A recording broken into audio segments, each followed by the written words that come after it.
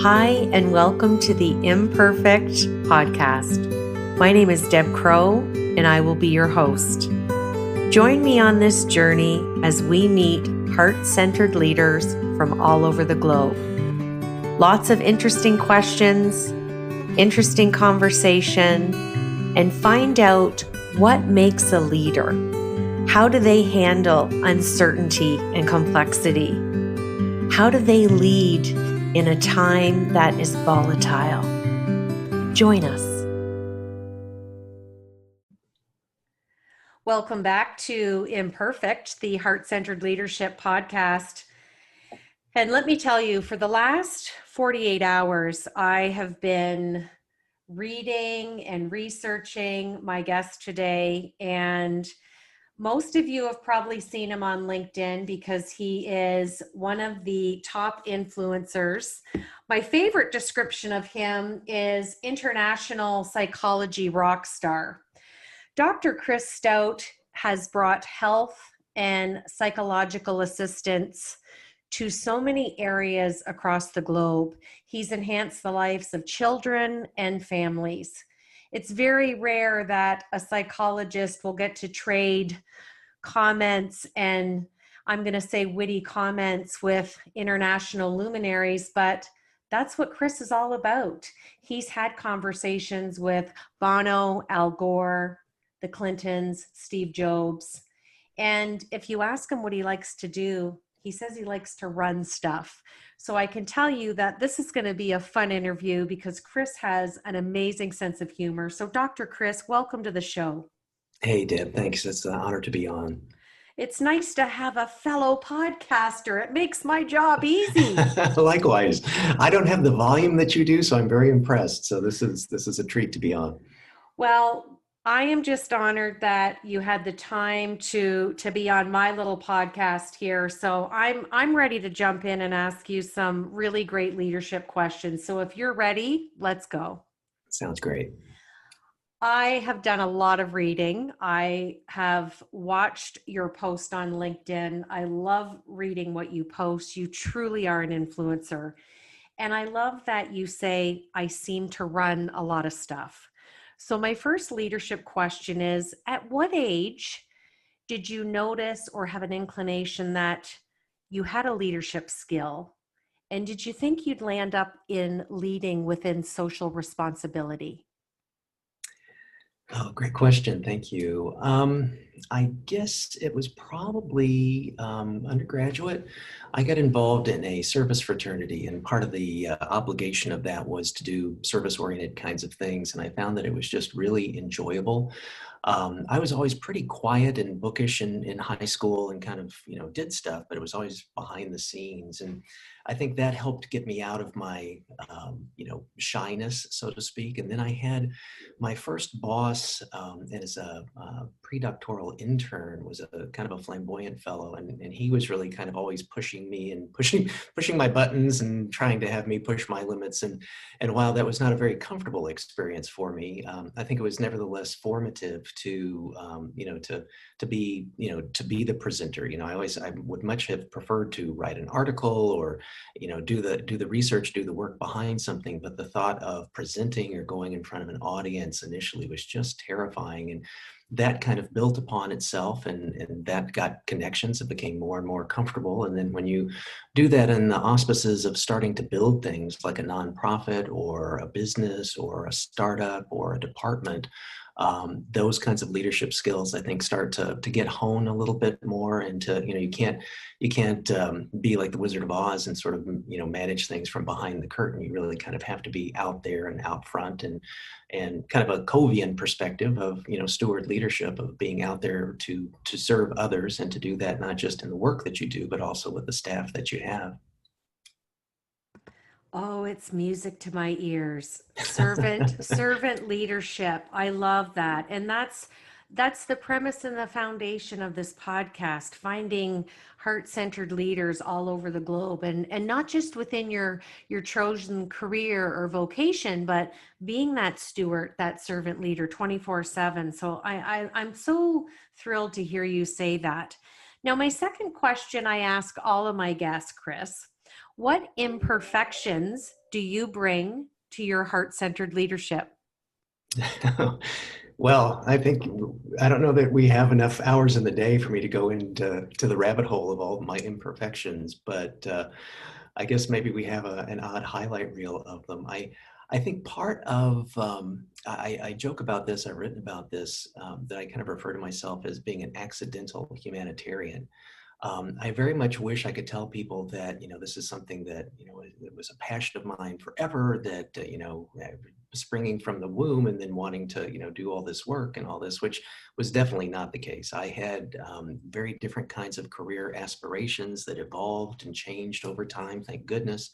And then I just, by virtue of a story that's too long for our conversation today, but I had an experience that happened to me that really sort of, I don't know, changed me and turned a light bulb on for me and sort of helped me take the foot off a certain kind of direction of the gas pedal of my career, and then shifting into maybe a more scenic route, so to speak, to keep my car metaphor going, of finding that there was great joy and pleasure in helping others in a way that wasn't just, I was trained as a clinical psychologist and worked in practice and did a lot of things that was obviously in the healthcare and helping oriented sphere.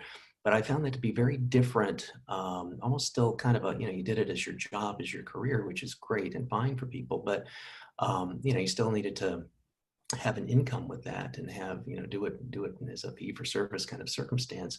And the humanitarian work pulled me away from that. And I felt that the leadership aspects of how I did that, and then trying to, we're an all volunteer organization, none of us are paid, and being able to have people, donate their time to be able to help build things and help do things that aren't right off the bat are not easy to do, I think are some of the things that that I was very naive about, that I joke with some of my founders that, if I would have known as hard as this would have been, I probably wouldn't have done it. So I feel like, there's a lot of things that I've been very naive about that has reared their heads in for-profit startup businesses that I've been a part of, as well as in the not-for-profit humanitarian space. So just really being sort of like a Mr. Magoo and not knowing what I'm getting myself into, but generally, and I hope 51% of the time, having a good outcome.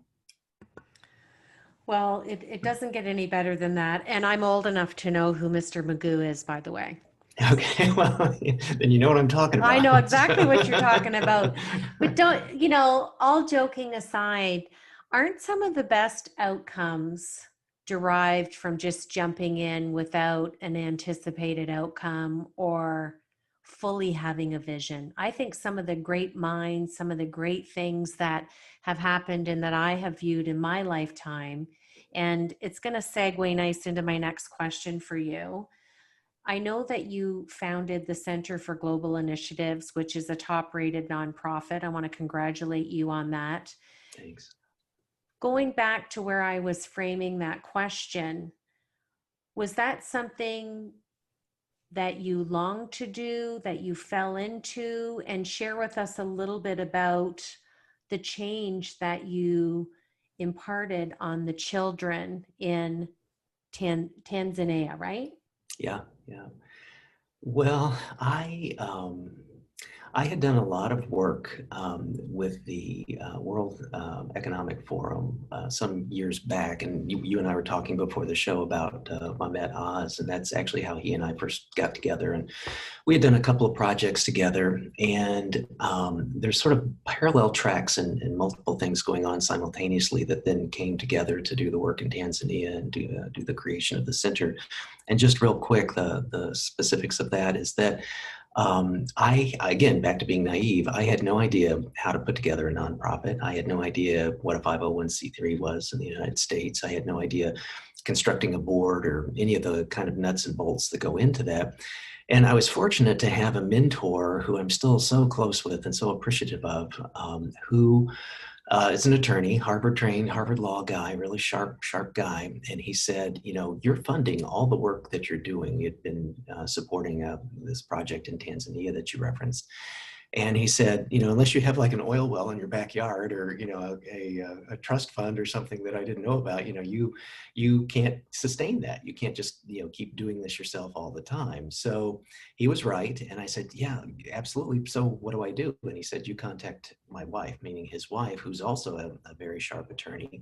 And he said, she'll help you put together, all the documentation and the incorporation and the submission to become a 501c3. So the mechanics of that got started. To the part of putting together a board and the work in Tanzania, I had met a fellow some years back when I was on a climb doing Kilimanjaro, and he and I had kept in touch over the years. And periodically, there would be different kinds of problems that we were like physical pen pals. It was pre-internet and email and all that. And we would send over materials for children for education, and then that became problematic and too expensive. So then we created an account and started sending over funds that they could then do what they needed to do. He became a chaplain. He's a chaplain at two hospitals, so we helped support some of their medication. We helped support some of their nurses training. And then he worked at an orphanage, and the orphanage, I'm again back to Mr. Magoo. I had no idea what the orphanage did. I had no idea what, the nuts and bolts about what the orphanage needed. And that's not my job. He would explain to me kind of what was what. And my job became, how can we support this? How can we do something to be able to make a difference there and to help these children? So I went to my collaborators, who were principals at schools, who were early childhood development specialists, who were teachers, who were educators, and said, here's our project. We need to kind of put together a school for children, kindergarten for children. And we put everything together in a packet and sent it over. And he then took it to the Ministry of Education. They accepted it, and we were able to form a kindergarten and build it physically with, the brick and mortar part of it, staff it with faculty and teachers, and then also be able to equip it with materials and desks and things like that. And that's been kind of our sweet spot of support, that in the two hospitals for the last 17 years or so. Parallel to that, again, back me not knowing what the heck's going on with any of these things, I had worked with a lot of friends and colleagues at the World Economic Forum who had started successful, amazing nonprofits. So I went to them, being kind of this bookish academic, and said, hey, we'd like to do interviews. So we created a 3-volume book set that was published by Prager called The New Humanitarians. And each chapter was a chapter from a big deal nonprofit and some very new startup nonprofits, Doctors Without Borders, Amnesty International, et cetera. And part of it was to kind of, help me understand, how did Doctors Without Borders even start? And I got to learn, because we did interviews with the founders of it, and we, made a book chapter out of it, and we did the next, and each chapter was a standalone for these organizations. But it was really mercenary on my part, because I wanted to learn myself. How did they do this? And how can I learn from them to be able to build ours? And Mamet was kind enough to write the foreword for those 3 books as well, too. So all these parallel things were kind of going on. And then, the result was kindergartens. The result was the Center for Global Initiatives and the different projects that we've been fortunate to partner with others in different countries to be able to do. But Tanzania has really been kind of our longest and our near and dear partner. Well, and what a special memory for you. And I can't even imagine how heartfelt that was to see it come from the idea to fruition and just changing the lives of those children. So I know it's brought you a lot of joy. And do you think it's had its biggest impact on being a humanitarian and really bringing that integration of psychology and public health together? Yeah, it has. And it's also taught me that, my gosh, Deb, the amount, you hear about in the business world all the time about, people scaling and people wanting to give, 10x this or 100x unicorns and startups and things like that. And our experience with how little a US dollar can make a transition to a Tanzanian shilling, and how much that can, how far that can go and what can be bought with that. We are partners. They had a malaria outbreak some years ago, and we got funds over there to have them use those shillings to be able to purchase what they needed. If they needed medications, or if they needed, whatever it was. And we were able to, I'm, my background in psychology, so I'm very much into outcomes and looking at evaluating things. And we kind of did the math, and the number of people that they treated for the amount of funds that we provided calculated back out to around 73 cents a life for an entire treatment protocol. So when you talk about scaling and 10xing something, to think about that, for less than $1, you could be able to treat an individual in their hospital successfully that was suffering from malaria was just mind-boggling. I had no idea, how that would, what the math would be or what kind of impact we could have. So it's those kinds of things where I feel like I get such satisfaction out of those kinds of things, being able to play a small supporting role in the yeoman's work that they do, working with patients day in, day out, that we can at least provide them, help support them with some of the tools that they need to be able to do what they need to do. Well, it's you're a hero in my eyes for what you've done, and like I said to you before we recorded, it's not about the outcome for you. It's not about the stature, it's not about the degrees, it's not about the awards. And I mean, you have a laugh when you write anything about yourself. From anything that I've read, you instill a lot of humor. And for me, what I interpret from your writing and getting to talk to you a little bit is you just want to do and be for the greater good. Yeah, well, thank you. That if you could say, I would be blushing right now, or I am blushing right now. So I'm glad this is an audio podcast, but that's very kind of you to say. It's a very humbling opportunity to be able to do something like this for others. And, if anything, people can help support what we're doing, or just to say, my gosh, if Chris can do this, then, imagine what other skilled people can do. People with way more of a toolkit than what I have. So, I always try and have that be an encouragement, in the sense of, it's not necessarily easy, but it's not impossible. And that's kind of what we did too. We had a pivot with our center to be able to say, hey, we've learned a lot, and not everybody that comes to us wants to, like, we help people start 501c3s if they want to here in the US. And if some people don't want to do that, they say, I went for whatever reason, I volunteered, or I went on vacation or whatever, and I fell in love with these people in this country or whatever, and all they need is a well, all they need is a bridge, all they need is a surfaced road, whatever. I don't want to create an entire, nonprofit entity, company, business, etc. I just want to help them get a well so they can get water. So we help people do that too. And that's kind of the resourcing that we do, is to be able to help, make those connections, provide the tools, to just make humanitarian work less friction, less difficult. That, where people, like, if you look at the IRS rules to become a 501c3, they're a little daunting, and they are not easy to do.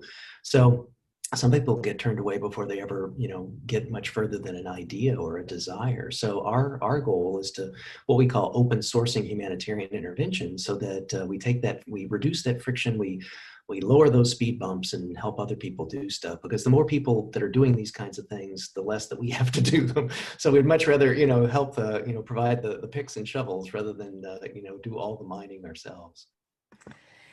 When you're speaking, it's making me think of a comment that I often get from people, and I have to ask you if you get it.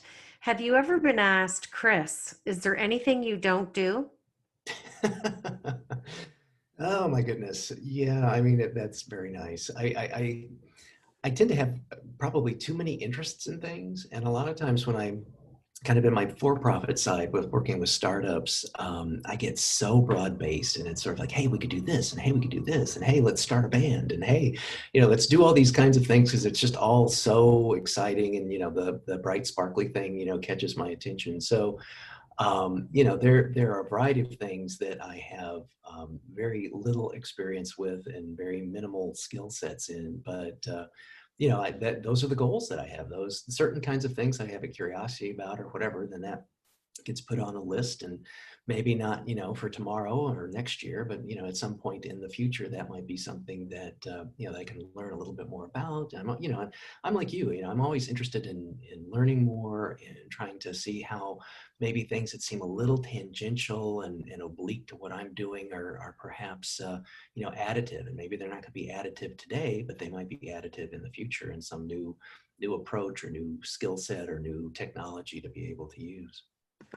Well, I always laugh when I get asked that question because, I was brought up at a time where you were supposed to finish grade 13, because 100 years ago there was grade 13, and go to Uh-huh. university and get a job and stay there until you retire and you get the gold watch. And I Right. remember saying to my parents, I am not doing that. That is not my trajectory.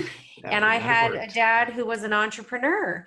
So I lost my dad in second year of university, but you brought up a really good point that I want to just add a bit to.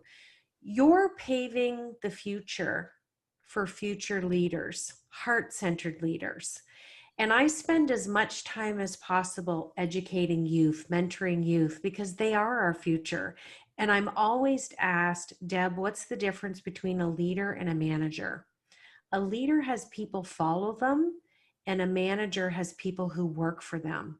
So, what you've done with all the work that you've done in Tanzania, and you didn't have all the answers. And the hardest part is grabbing the vision and starting. And I'm like you, Chris. It's like, let's just try it. Whatever doesn't work, we can pivot, we can Right. transition. I'll find Yeah. somebody else who knows how to do it.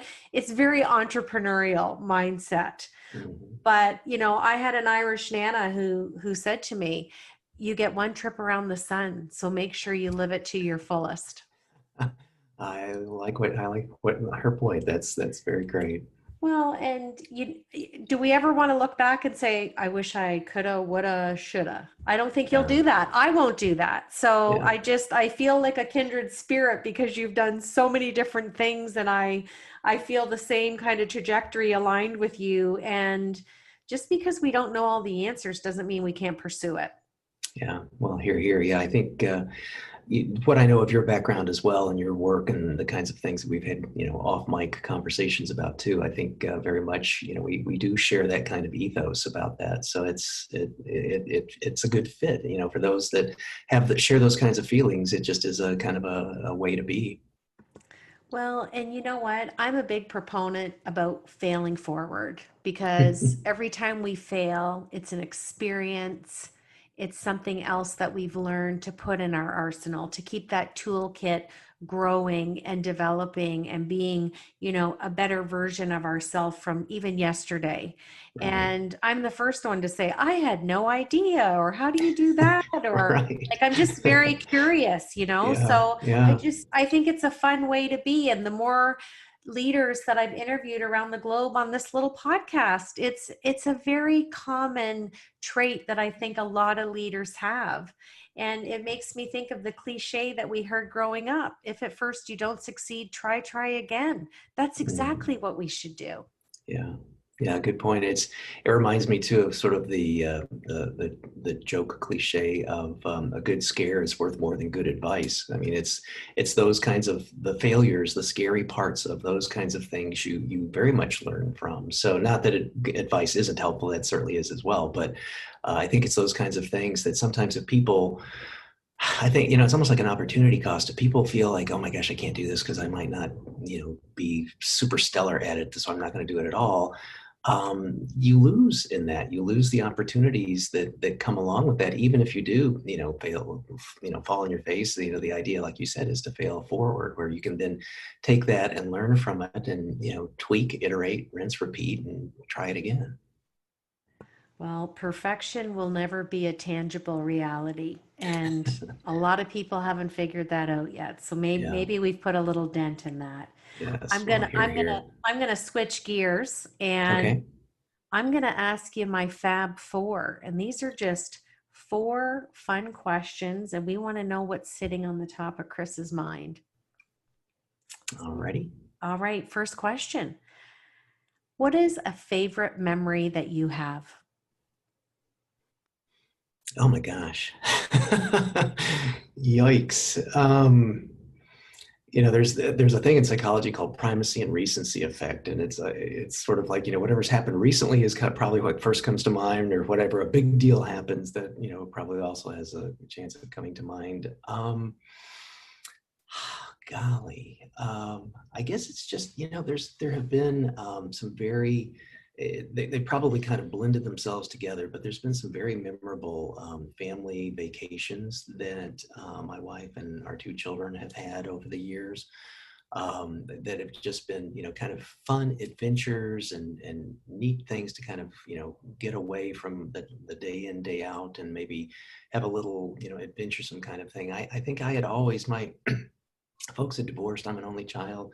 I never went on a vacation or anything until I was in college and went with some friends. So I had always sort of had these fantasies as a boy and teenager of like, oh, it'd be so fun to go on a family vacation. Oh, it'd be so fun to, be like Johnny Quest or something and go someplace and do, fun, cool, interesting things, but with my family. And so we were able to, my wife, who was also pretty adventuresome, we were able to do those kinds of things. She and I before kids, and then, continuing once our kids got old enough to do that. So I would say, fun family vacations, that, I can periodically, I'll come across a photo or something from, some years back of one of those. And it's just like, again, it just transports you back in time to that era. And then to be able to bring it up, with one of our children, or to talk about it with my wife, say, hey, I'll probably do it today. Say, hey, Deb and I were talking about this one day, what was this? And it made me think about this vacation when we went to wherever. So I'd probably say it's a little bit of a memory mashup, but that would probably be my best answer off the top of my head. I like that. Memory mashup. I talk a lot about memory. I haven't heard that one. I like It's that. well, it's there Mashup. you go. It's all yours. All right. Second question. Who is someone that you would really like to meet and why? Oh golly molly. I kind of did it in a pen palish kind of way. I started off years and years and years ago. I stumbled upon a book at an old used bookstore that was done by a fellow named R. Buckminster Fuller. It's called Nine Chains to the Moon, and it was kind of above my pay grade and reading level, but for some reason I was just sort of enamored by it. And for folks that may not know who Buckminster Fuller was, he was just really an amazing polymath. He was known as, he's a designer and an architect and a mathematician and a visionary and all this. And I took a undergrad kind of thesis course, and kind of got the gumption up. I had started off as an architecture major, so I had studied him a lot, and geodesic domes and his Dynamaxian houses and all this kinds of stuff that I just was just nuts about. And I probably to this day, I bet I have almost every book that he's ever written. And I believe me, I've poured through them. And he, in this class, I thought, I had some ideas and some concepts that were kind of along the lines of psychology, but I thought had a lot of perspective from what I had learned from his books. So my professor said, well, why don't you write him a letter? And it was like a Wayne's World, I'm not worthy. It's like, no, I can't write him a letter. This is like 78 or something, So I thought, well, okay, well, my professor said I should write him a letter, so I'll write him a letter. So I wrote him a letter. And to my wonderful surprise, he wrote me back. And I can also tell you to this day, I have that letter, I have the envelope, and it was about 2 years before he passed away. And that, just made it all the more treasured to me that he would, here I am, this goofball undergrad, 19-year-old, 20-year-old that, knows zero about the world, having the audacity, to write this elder statesman of innovation and technology way before his time. And, he takes the time to write me back, and I was just like, oh my gosh. So I wish I could have had a conversation with him. I probably would have passed out, if that opportunity would have ever arose, but he just really was someone that I have, valued, and thought about, as a virtual mentor to me. But his letter and his words and his work and his writings and watching lectures, there's videos available online. So I just wish that I would have had an opportunity to sit down and break bread with him and have a conversation. Okay, so transparent goosebumpy moment for me. Um, Okay. I started my schooling in architecture design. So there's another thing we have There in you go, common. Deb. And Identical cousins here. there you go. So, And yeah. I sent a handwritten note myself Wow. to not the same author, but to Dr. Mhm. Patch Adams Oh, really? Okay. Yeah. in August of this year. And I got a beautiful handwritten letter back in October. And it's sitting literally on the corner of my desk as you're talking. And I'm just like, Wow. okay, this is goosebumpy. People, This is memory mashup going on right here. yeah, yeah. People need to reach out to their heroes. They might reach He's back. my hero. He's such Yeah. a heart-centered leader, and I would love for him to get more funding and exposure for his Gesundheit Mhm. Institute in Mhm. Illinois. But the whole point of it is you wrote somebody who you probably made his day with your letter because he was a leader. He Yeah. inspired something in you. What 19-year-old sits down and writes a letter to someone in that capacity? Yep. Yeah. Just a goofball like Such me. a That's such a who. cool story, Chris. I love Oh, that. thanks. Well, I love the parallel too. How about that? I That's know, that I is know. I'm that's telling you. really cool. Podcast Yeah. cousins going on There you right go. here. Here. My third question is if I could give you a wish today, I'm waving my magic wand right now. Okay. What would your wish be as a global humanitarian? Oh my goodness. Um, gosh, I guess it's like one of those things when you have three wishes, you want to like wish for more wishes, kind of a thing. But in some ways, like the work of our center, um, I guess to frame it this way, I am one of my weaknesses. So maybe to go back to referring back to your earlier question, one of my weaknesses is I hate fundraising. I am really bad at it. So I don't know. It's which comes first. I hate it, and therefore I'm bad at it, or I'm bad at it, and therefore I hate it. But regardless, I'm really not good at it. So I try to come up with all these other kinds of ways to be able to do fundraising for our center. And it's been like sponsoring climbs, because that's how the center started, kind of in a sense, with Kilimanjaro and Tanzania. I've done, we've a couple of the last books that I've written, the royalties go to funding the center. We're just now starting a fellowship and certificate program that all the materials are free, but the tuition is going to fund the program's work. But all the faculty, myself included, that are teaching any of the courses are doing it for free. So, it'd be great to get like a magical funding, source or something, a little magic, pot of money at the end of the rainbow or something, to be able to do these kinds of things. It creates an opportunity for us to be creative, to try and figure out ways to do the funding. But that's just always kind of like the difficult side, the putting, the fuel in the machine kind of thing, to help it keep running so that we can do what we can do. I feel like we've been super creative and very, very benefited by, and very much feel very strong feelings to all those people that have been donors and supporters of us in whatever way they can, volunteering or writing checks or what have you. But it's sort of like, I can't ask friends for money, and that just feels weird. So I guess a funding source, and or part of that could be, if our new fellowship and certificate programs would take off, I would like you to wiggle your wand in that direction as well too. We're going to be launching that in 2021. So, if people are interested in that, they can reach out and we can, give them some more information about what to expect with that. And I think that will also help our ethos of open sourcing humanitarian intervention. And again, helping people get the resources they need and the tools they need. Even if someone is not a student in our program, all of our materials are free to everybody. So, that would be one of the things of helping people know that that exists, and that we're not, invisible or hidden behind something that people don't know about. Well, I'm going to wave my magic wand, and now that you've met me, you're stuck with me. I'm going to become part of your memory mashup. Okay, it's a deal, Deb. Deal. It's a It's relationship public. that will continue, and I know there's more conversations to come. And my last question, Chris, is what do you want your legacy to be? Oh my gosh. I guess, I probably have a weird answer for that.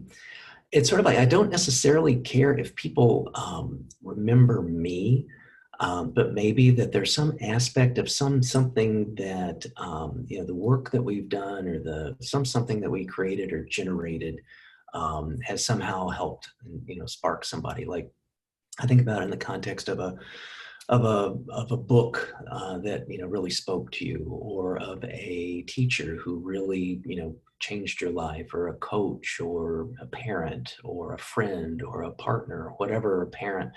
The that you don't necessarily need to remember who they were. Like I often tell people in talks that do you know who you probably know, your your grandparents' names, and do you know their middle names? Your great grandparents' middle names. Do you know what their eye color was? Do it doesn't take many generations back for any of us to have no freaking idea much about our, great grandparents, unless there's something really notable about it. They came across on the Mayflower, or they were at Ellis Island, or something that was been kind of historically unusual.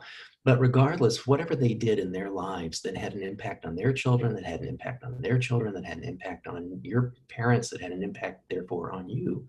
And it's not limited to families. I mean, it can be whoever else is in the sphere of our lives. So I would have liked my legacy to be that, somewhere along the lines that someone heard a podcast today with Chris and Deb, or someone, read a book, or someone, read a LinkedIn post, or someone volunteered with the center, or someone was a fellow in our program, or whatever. Someone was a student in my class 2 years ago or 20 years ago, that somehow that turned them on to something that then took them down a route in their life that it doesn't have to be forever, but maybe even just short-lived, that got them into doing something that they very much enjoyed and made a difference in their life, and was a contributing part to their life. So I guess my legacy doesn't need to be with a brand label of me or the center, but just has to somehow have made some kind of difference to someone. It can certainly be anonymous, certainly be forgotten as to who, but that it's made some kind of modest improvement in someone's well-being.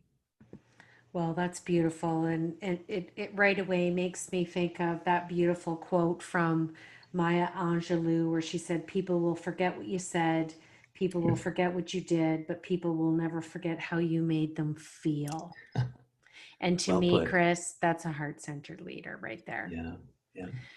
So you are episode 61. You are the last podcast for me for the year of 2020. And I couldn't think of a better person to end 2020 with. No. Excited for all the initiatives and things that you spoke of for 2021. And just know I'm grateful for your time and expertise today on being on the show. Oh, Deb, it's been just an enjoyable part of my day. And it's just, honestly, I feel like we're very kindred spirits. So I look forward to this, as they say in Casablanca, the beginning of a wonderful relationship. So looking forward to what comes next from you. Big fan of your show, and can't wait to see your guest lineup for 2021 as well. Thank you for the honor of being able to be a guest and wrap things up for 2020. Thank you so much. And I always leave the listeners with my list of 5 things that I really help us lead a purposeful life. Follow your heart, have passion, do your best, know your truth, and always be in love with the journey. And I'm going to add number 6 because it's the last podcast of 2020. Embrace your imperfections. This is Deb Crow. Thanks again for joining me on this journey from the end of May for the end of 2020. And I look forward to being back here in January of 2021 on Imperfect, the Heart Centered Leadership podcast.